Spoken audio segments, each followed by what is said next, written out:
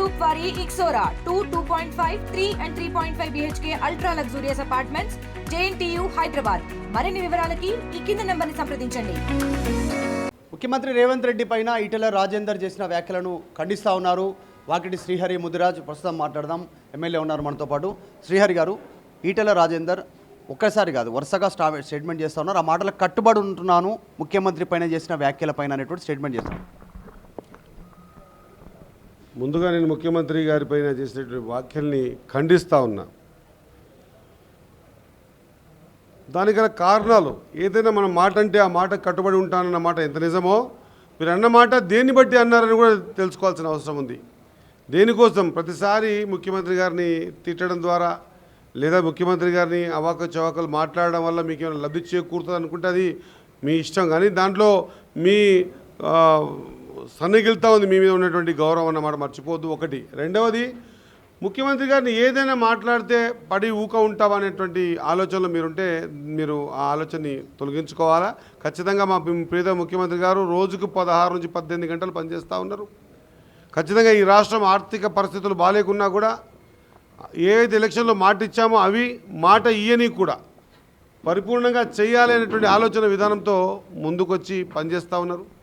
6 గ్యారంటీలు ఒకటే కాకుండా ఏనాడు కూడా చెప్పలే సన్నబియ్యం కొంటాం, సన్నబియ్యం రేషన్ షాపులలో ఇస్తామని చెప్పేసి. ఈరోజు తెలంగాణ రాష్ట్రంలో సన్నబియ్యం పండించడానికి ఒకప్పుడు వరేస్తే ఊరి అన్నటువంటి మాజీ ముఖ్యమంత్రి గారు, ఈ ముఖ్యమంత్రి గారు వరి వేయండి, మీరు సన్నధాన్యం పండించండి, కరెక్ట్ గిట్టుబాటు ధర ఇవ్వడం ఒక్కడే కాకుండా క్వింటాలకు 500 రూపాయలు బోనస్గా కూడా ఇస్తామని చెప్పేసి ఈరోజు భారతదేశ చరిత్రలోనే వరిధాన్యం ఎక్కబడ్డ రాష్ట్రంగా రైతులందరికీ కూడా ఖచ్చితంగా ముందుకు రండి అని చెప్పి పిలుపునిచ్చి బోనస్ ఇచ్చి ఆ పండించిన పంట మళ్ళీ మిగతా రాష్ట్రాలకు పంపించకుండా ఈ రాష్ట్రంలో నుండి బీద బడుగు బలహీన వర్గాలు, తాడిత పీడిత ప్రజలు, అగ్రవర్ణాల్లో ఉన్న పేదలందరూ కూడా సుభిక్షంగా రోజు సన్నబియ్యం తినే విధంగా రేషన్ షాపులలో ప్రతి వ్యక్తికి కూడా 6 కిలోల బియ్యం ఇస్తున్నందుకు మీరు తిడతా ఉన్నారా? ఒకసారి గుర్తుపెట్టుకోండి.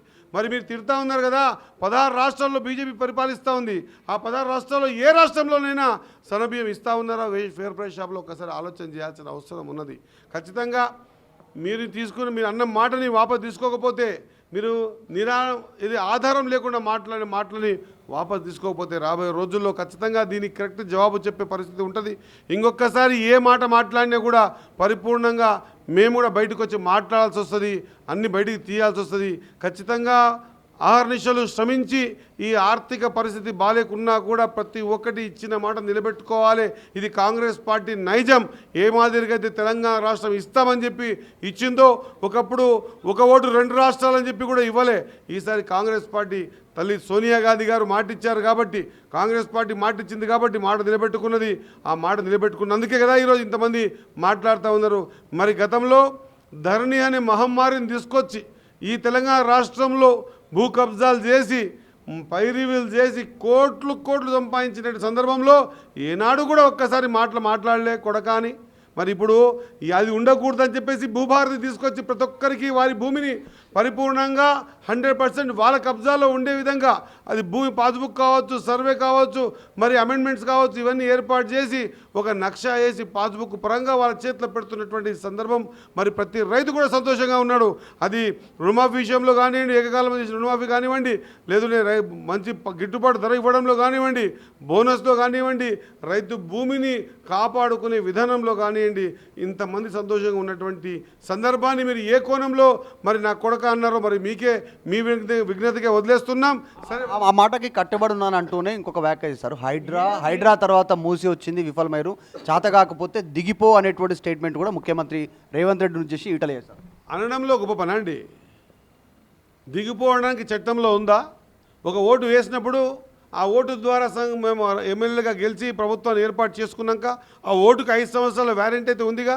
5 సంవత్సరాల్లో ఏం చేసి చూపెడతామో ఖచ్చితంగా రేపు రాబోయే రోజులు ప్రజలకు చూపిస్తాం. ఎక్కడైనా ఊహలకన వచ్చిందా అండి? ఊహలకన వచ్చిందా?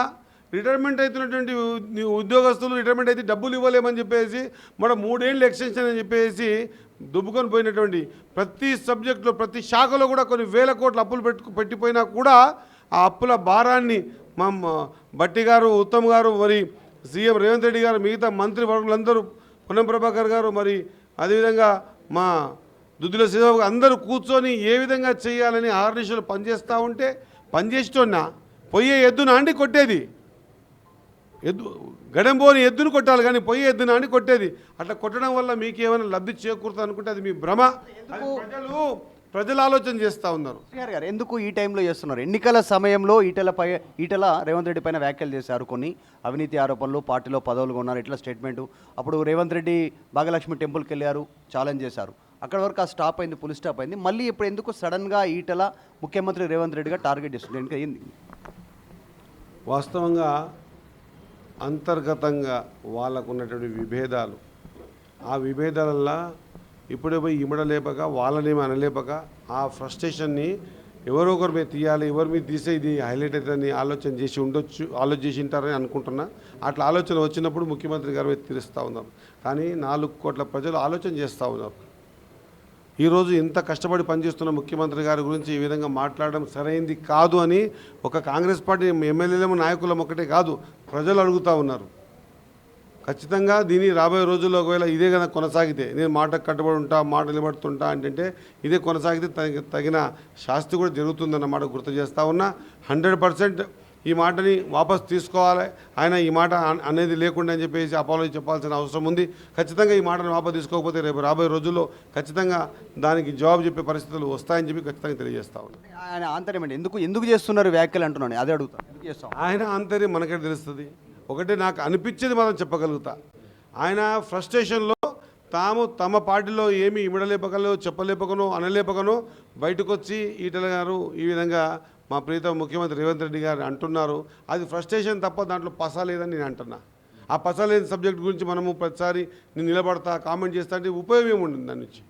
ఇంకా ఎట్లా చేశారో, ఇంకా మీరు ఏ విధంగా నిలదొక్కున్నారో అడిగితే మేము జవాబు చెప్తాం. కానీ ఆయన ఫ్రస్ట్రేషన్ చేసిన మాటలకు ఎందుకు అన్నారంటే ఆయన విజ్ఞానికి వదిలేస్తా ఉన్నా. నేను బీసీ బిడ్డని, అందుకే నా పైన టార్గెట్ చేస్తూ ఉన్నారు. ఆయన చుట్టుపక్కల ఉన్న వాళ్ళు చెప్తా ఉన్నారు, బీసీ పైన మాట్లాడుతూ ఉన్నారు, బీసీ బిడ్డ పైన కాంగ్రెస్ మాట్లాడుతుంది, ముదిరాజ్ బిడ్డ పైన అనేది. బీసీ బిడ్డ అన్నా, ముదిరాజ్ బిడ్డ అన్నా, నేను కూడా ఒక బీసీ బిడ్డనే, నేను ఒక ముదిరాజ్ బిడ్డనే. నేను కూడా 30 ఏళ్ళకి రాజకీయాల్లో ఉన్నా, ఎమ్మెల్యేగా లేకపోయి ఉండొచ్చు కానీ రాజకీయాలలో ఉన్నా. 100% మరి ఒక రెడ్డి బిడ్డ అయినా కూడా మరి కులగణన చేసి ఎవరి వాట ఎంతనో తేల్చి, మీ సంఖ్య ఎంతో తేల్చి మీరు ఈ విధంగా ఉన్నారు, ఈ స్థాయిలో మీరు బాగుపడాలని చూపించినటువంటి ఒక రెడ్డి బిడ్డ అయినా మరి ఆయన వెంబడి ఉండాలనా, లేకపోతే బీసీ బిడ్డ అని చెప్పుకొని ఏనాడు కూడా బీసీల గురించి ఆలోచన చేయకుండా ఖచ్చితంగా ఈ సంఖ్యాపరంగా ఉన్నటువంటి బీసీ బిడ్డల్ని దెట్టు ముదిరాలని సంఖ్యాపరంగా ఇంతున్నా మాకు ఈ లబ్ధి చేకూరాలని ఏనాడు అనే వ్యక్తి గురించి ఆలోచన చేయాలన్నా మీకే తెలవాలి. నా దగ్గర అయితే దానికి జవాబు లేదు.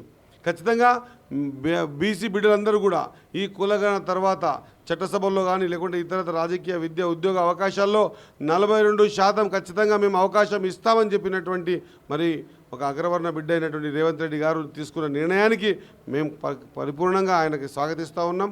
ఖచ్చితంగా బీసీ సమాజం ఆయన్ని మర్చిపోదు. ఇంత సాహసోపేత నిర్ణయం తీసుకున్నప్పుడు మనం వారెంబడి ఉండాల్సిన ధర్మం ఉంది. కాబట్టి ఖచ్చితంగా మేము రేవంత్ రెడ్డి గారు ఎంబడి ఒక బీసీ బిడ్డగా, నేను కూడా ఒక ముదిరాజ్ బిడ్డగా, మరి నా సంఖ్య కూడా నాకు తెలిసింది కదా. ఫస్ట్ టైం తెలంగాణ చరిత్రలో ముదిరాజులు ఎక్కున్నాం అనుకున్నవే తప్ప మాకంటూ ఇంత సంఖ్య ఉందని తెలిపింది ఈసారే కదా, ఈ కులగణన అయిన తర్వాతనే కదా.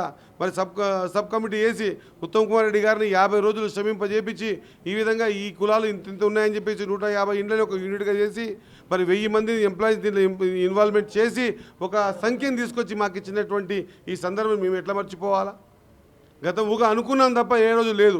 ఇది అనుకోవడమే కాకుండా ముఖ్యమంత్రి గారు ఇంకొకడుగు ముందుకేసి ఇప్పుడు కాకుండా ఇంకెప్పుడు కాదు, ఈ సందర్భాలనే కొంత విమర్శలు కూడా వచ్చాయి. కొంతమంది మీరు ఆఖరి రెడ్డి ముఖ్యమంత్రి అన్నా కూడా అయితే కూడా అయి ఉండొచ్చు కాక నేను ఆఖరి ముఖ్యమంత్రిని, కానీ రేపు భవిష్యత్తులో బీసీ బిడ్డలే కూడా కానీ నా హయాంలోనే చేయాలని నేను తలంచినా పట్టుబట్టినా నేనే నా హయాంలో చేస్తా అని చెప్పి అన్న వ్యక్తికి మనం బాధ్యతగా నిలవకపోతే అర్థం కాదు, ధర్మం కూడా కాదన్నమాట నేను గుర్తు చేస్తూ ఉన్నా. మరి ఏనాడు కూడా ఇలాంటి వెనుకబడ్డ జాతుల గురించి, వెనుకబడ్డ విషయాల గురించి ఎప్పుడూ చర్చించని వ్యక్తి గురించి మాట్లాడడం సరైనది కాదేమో అని నేను అనుకుంటున్నాను. Thank you. Vakiti Srihari Mudiraj statement చేస్తూ ఉన్నారు, వాపస్ తీసుకోవాలి ఈటల రాజేందర్ ముఖ్యమంత్రి పైన చేసినటువంటి వ్యాఖ్యలు, ఎందుకంటే ఆ సందర్భంలో మాట కట్టుబడున్నానని చెప్తా ఉన్నారు. కానీ పదే రిపీటెడ్గా మాట్లాడారు. ఆల్రెడీ పనిచేస్తూ ఉన్నారు, పనిచేసే ముఖ్యమంత్రి పైన వ్యాఖ్యలు కరెక్ట్ కాదు, సన్న బియ్యం విషయంలో కూడా హామీ ఇవ్వకుండా దాన్ని నెరవేరుస్తూ ఉన్నాము, బీజేపీ రాష్ట్రాల్లో ఇక్కడ సన్నబియ్యం లేదు. సో ఈటెల రాజేందర్ చేసిన స్టేట్మెంటు ఫ్రస్ట్రేషన్లో చేస్తూ ఉన్నారు. ఆయన వ్యాఖ్యలు వెనక్కి తీసుకోవాలనే డిమాండ్ శ్రీహరి ముదిరాజ్ చేస్తూ ఉన్నారు. వీడియో జర్నలిస్ట్ జాఫర్తో Madhu Malkedkar, Hyderabad, Gandhi Bhavan. For latest updates on India-Pakistan tensions, download RTV Live app.